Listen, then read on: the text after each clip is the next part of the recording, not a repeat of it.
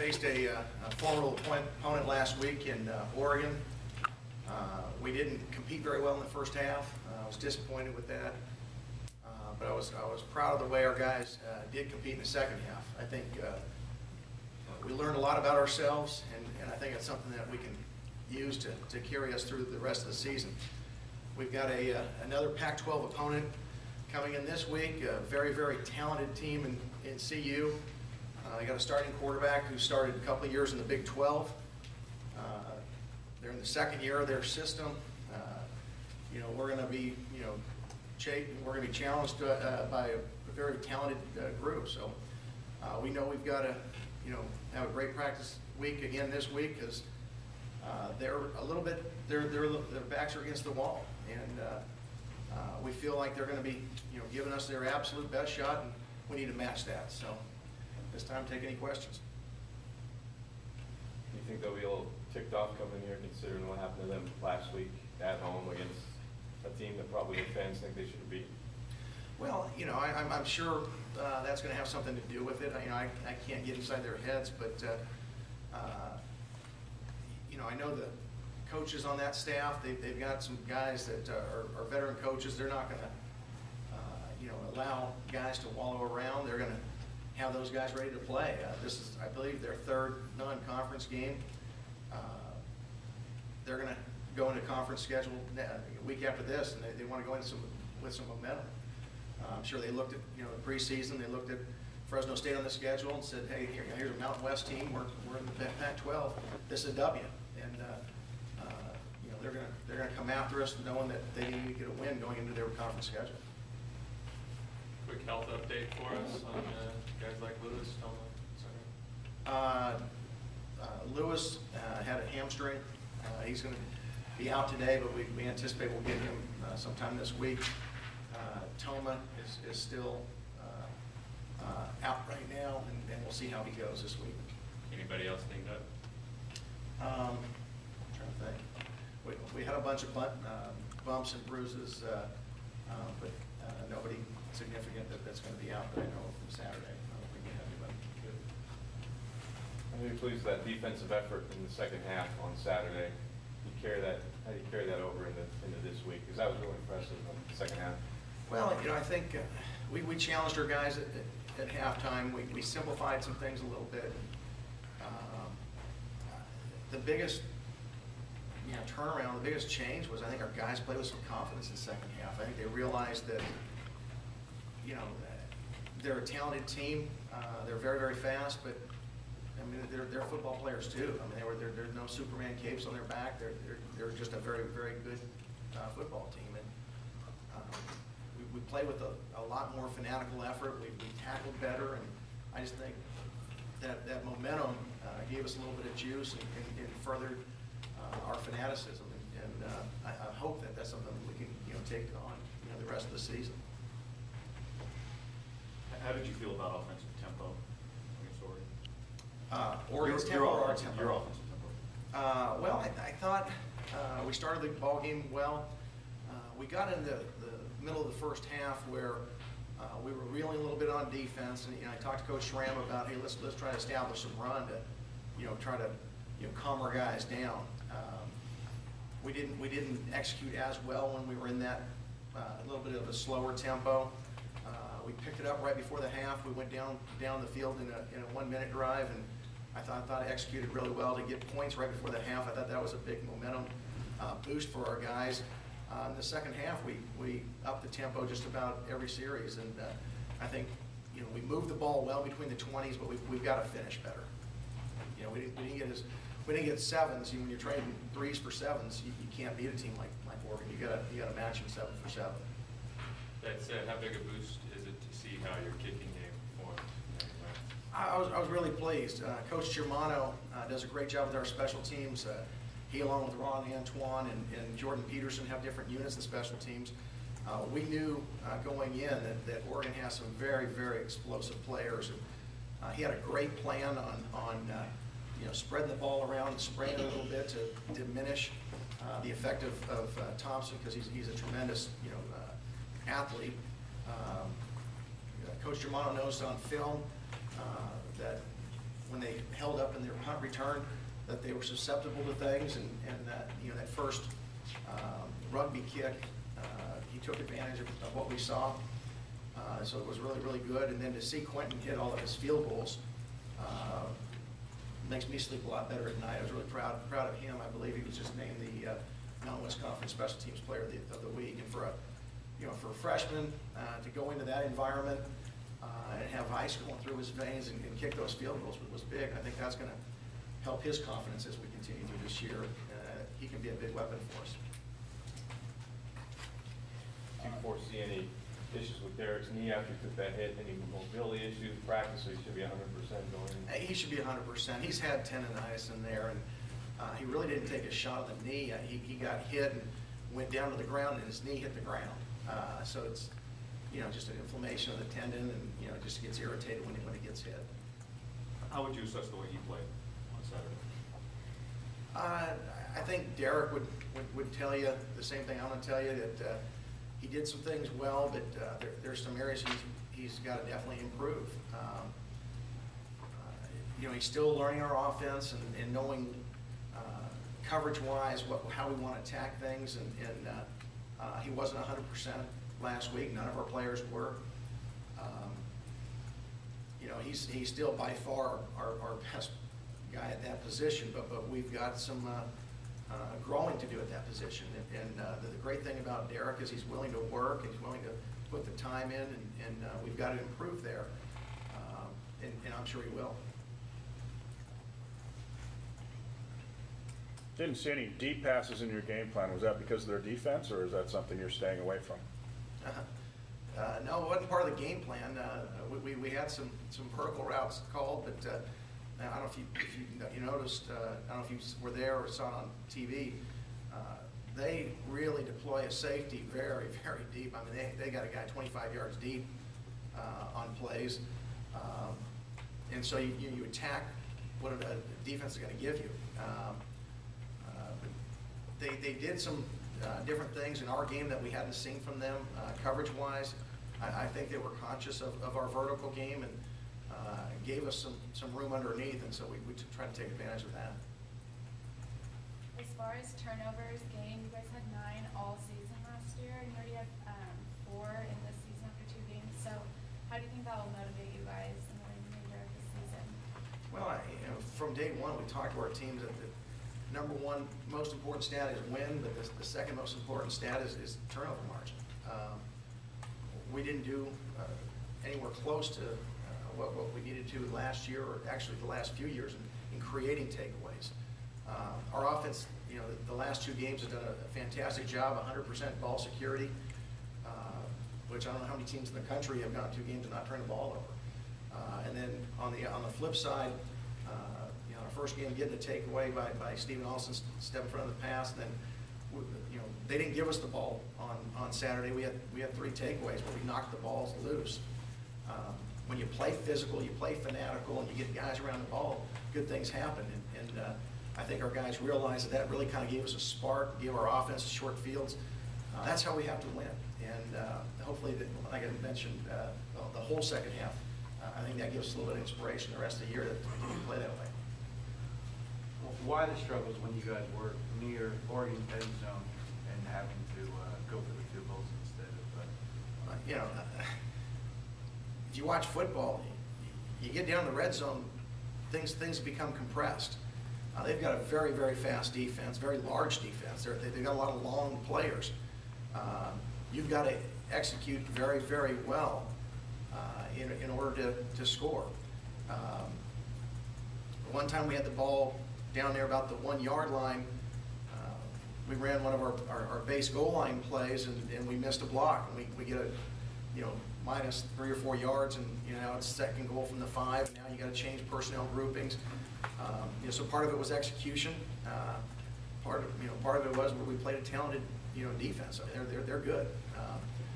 We've got to get better at coaching and executing, and I have all the confidence in the world, and our offensive staff will get that done. Did you get a chance to look at Colorado much? Their style, offense, defense? Oh yeah, a little bit different this year in In fact, from the first week to the second week, really different. Last week against Sacramento State, as we studied them, they went to a lot of big people, what we call 22 personnel, 2 back, 2 tight end. Tried to power and mash Sacramento State a little bit and had some success in the running game, which then in turn opens things up for their play action pass game. They had some big plays there. The week before, we saw primarily 1 back with a little bit of 2 back, 1 tight end. So you got to get ready for everything early in the season. Defensively, they list themselves as a 3-4 defense personnel-wise, but it looks like to us they're playing a lot more over defense than what we call our 3-4 defense. So, anytime you're early in a season and you play 2 opponents that maybe don't match up exactly how we match up, it's hard to see what they're going to do game plan for us, and that's why you go out and play.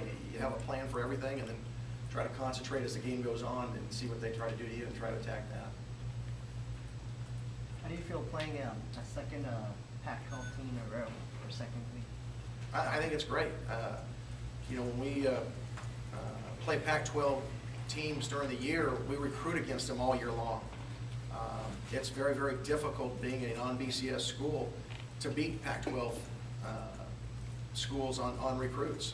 And this gives us a chance to stack up against them and tell recruits, hey, you don't have to go out of state to play a very high level of football. In fact, we'll go toe-to-toe with the Pac-12 school. And last week we obviously didn't get it done, but for a half I thought our guys competed pretty darn well. And when you finish the way you do, we did, you get a good sense of it. This week we have another opportunity to make a statement that, hey, you may not have been recruited by the Pac-12 schools, and I don't know how many of our guys were even offered scholarships by Colorado, and they've got a roster full of guys from California. This gives our guys, we're going with a little chip on our shoulders because we think that we can play with a lot of teams, and to get them in our home, our guys are excited about that opportunity. Coach, you guys opened up as 14-point favorites against the Pac-12 school. Is that a little bit of a kind of an early season victory for you, and morale-wise? I don't know anything about a 14-point favorite or whatever. It's absolutely not a victory. I mean, I don't know what they're talking about. I mean, we're playing a team that has a ton more highly recruited players, higher ranked guys. Like I said, I don't know if we have a scholarship guy on our team that was offered a scholarship by Colorado. As I talk to kids, if they've got Pac-12 offers by schools like Colorado, most of them aren't going to consider us. They've got a staff that's been in place for 2 years now. We just got here, 9 months ago. They've got a ton of NFL experience on that coaching staff. I mean, they're good coaches over there. How we're, maybe because of the red wave, they anticipate it being a full house. That's one thing I can figure. Well, they did just lose to Sacramento State. It would not look very good for you, for Fresno State to come out and not take these guys down after they just lost How's Sacramento that? State. I mean, Arkansas just lost to Louisiana Monroe. Are they going to not win any SEC games? The thing about football is just because A is better than B on one day and B is better than C, that A doesn't equal it's greater than C. The corollary concept doesn't work. So, I mean, you guys can write what you want to write, but I mean, this is a very talented football team. Like I mentioned, they got a quarterback who started 2 years in the Big 12. I mean, we're ready for a dogfight. But our guys know we've got a big time challenge. Sure, they stubbed their toe a week ago. They didn't want to do that, but we're expecting a team that's going to have a little bit of a backed in the corner mentality because this is their last non-conference game, and we expect a big time challenge. How much does Phillip, make opposing offenses think twice about maybe throwing his way, or when he blitzes? He just seems to be really disruptive, and he's kind of trying to catch up on a lost season. Just talk about him and what he needs to. Phillip's a really good football player. He'd probably admit that last week was not his best game. He had some big time plays for us, and that really helped us in the second half. But I think he was disappointed. We were disappointed in his overall play. I think that chip on his shoulder about noticing the difference between how he can play and how he performed in the first half hopefully will inspire him this week, because we need him this week. And he's clearly one of our best defensive players, and we need him to play like that and be the leader that we know he can be, and I anticipate he'll have a great week of practice, and he'll go out and do it this week. Were they game planning Oregon to kind of go wherever Phillip wasn't? Is that why he wasn't as productive in that first half? No, they run their stuff. As you watch the tape, they do what they do. And they execute very, very well. In the first half, we did not tackle very well. We didn't coach very well. We didn't do a lot of things very well. But it wasn't because they were running away from Phillip. All those big defensive plays in the second half were seniors stepping up, Paulo Hugo, Plummer, Thomas. What does that say about the leadership that you have? Well, I'm really pleased with those guys. We challenged our guys at halftime that nobody felt good about the first half, how we played, and I asked our guys, is that who we are? Let's go show who we really are. And when you have guys like Sean and Phillip and Tristan step up and make big plays, obviously it inspires everybody else. I don't want to have to worry about next year yet, but we're going to have somebody have to step up and replace that production next year. Travis Brown did some good things, played physical. When you have good football teams, typically you've got a great senior nucleus, and I really like the character and the leadership in our senior nucleus with those guys. Should we expect more snaps for Tristan this week with the way he played and Lewis being a little banged up? Absolutely. I mean, whether Donovan was hurt or not, I mean, Tristan showed that he can be a very productive football player against a very talented team. Every week it's going to be competitive, and if you're more productive than the next guy, you're going to get your shot. So Tristan's going to get a shot. The tough thing with him was he wasn't here in the springtime, so he's a little bit behind the learning curve in knowing our defense, but he's getting better every week. Dave Stencliffe and Nick Toth are doing a great job getting him up to speed. If he'll continue to be more consistent, he can be a very productive player for us. Robbie's now less than 100 yards away from a big milestone. They're not really worried about that numbers-wise, but how good would it be for you to see him get that record here at home this week? Well, obviously he's done a great job in his career, but it's not just him. He's had great offensive lines blocking for him.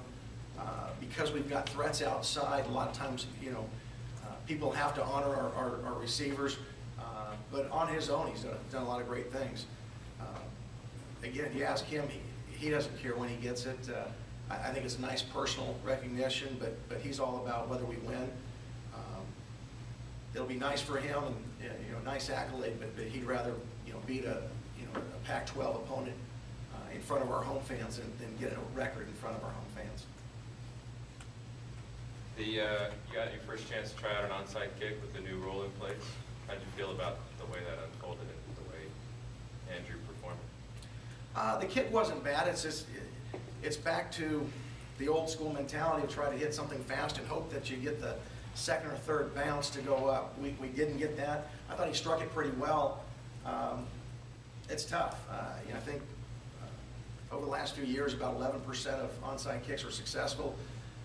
When you're able to drive that ball immediately into the ground and it becomes a jump ball, it's a dangerous play, but it's a more productive play for the onside kick team, and they've taken that part out. I think that 11% number is going to probably dwindle a little bit. I guess it was good to test it out in case we need it again, but it's something we got to continue to work on. What are the next steps you see the offense, you guys trying to take with the offense? Well, we've clearly got to do a much better job in our red zone offense. That's going to be a big time emphasis this week, and in our third down offense. We were not very good in third down. 2 weeks in a row now, we've struggled in those areas, and so when you're teaching new systems to an offense, there's a learning curve where first you have to just run the plays and then recognize the coverages and our adjustments off of those, different fronts, how we block those. The next evolution is, all right, I know that. Now what's my game situation? How's the field going to shrink? And we're still taking those baby steps right now. And that's why when you're in the first year of a system, you're not quite as good as what you should be. I expect us to improve every single week, and I expect us to be a better team in November than we are today. That's why, playing a team, in Colorado, this is the second year in their system. They've gone through all these things already, and so we think we got a big time challenge against these guys. You saw the Watson package for one play. Is that something where if he gets that chance Saturday in the first place successful, we might see 2 or 3 in a row, or just in it? We won't go through a whole strategy right now, but we've worked on that in our camp, and we think it can be a very productive part of our offense and a change of pace type of thing. And yeah, if it's productive, we'll continue to do it. Overall special teams effort and fake punt, Derek punting with field goals, are we really happy with the whole unit? Yes, our net punting is still not where we wanted it. We gained an advantage in our net kickoff coverage and kickoff return versus them, but punt-wise, we didn't. Part of that was the second punt by Derek wasn't a great punt, and then part of that was our plan going in was to kick it away from Thompson, so that's going to diminish it a little bit. But I thought we executed our plan very, very well. I think we get great effort from a vast majority of our players on that. I think they're being coached really well by Coach Germano, so very happy about the way our special teams playing, and then the fact that Quentin's stepped up has been really encouraging. Derek, do you know if Derek's even punted before this year at all, or is it something brand new to him?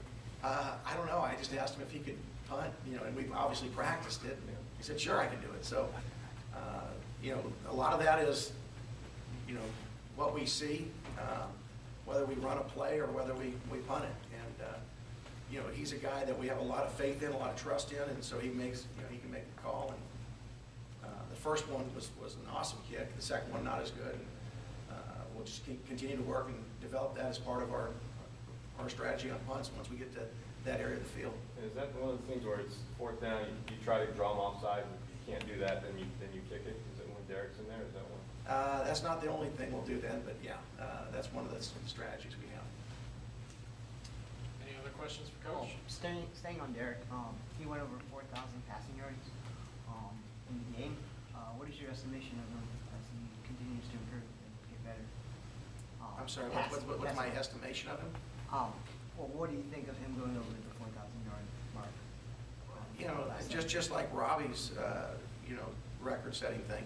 I think it's a nice compliment to him, but it's a team game, and Derek will be the first one to tell you that it's much more important to win. I mean, if we'd have beaten Oregon last week and he completed 1 out of 30 passes, he'd have been much more happier than doing that. I mean, he's a good quarterback, and but it's not just him. We got receivers who catch it and guys who protect. So he's much more concerned about the team aspect of it. Isaiah Burst had a really good game, but early you had him out of the kick return package. Mm-hmm. Was that just giving other people a chance, trying something new? It wasn't so much giving him or giving other people a chance, although I thought Davon did some good things. He's one of our weapons on our offense, and so anytime you get in those high velocity collision type plays, you have a chance to lose a guy, and so we just want to spread that around, that risk around. IB is a really good football player, and the first week he had some great returns. Getting Davon back, we wanted to get him some touches. And then, we're a little bit short on receivers right now. So we just decided to limit him a little bit. And we have a lot of faith in the other guys.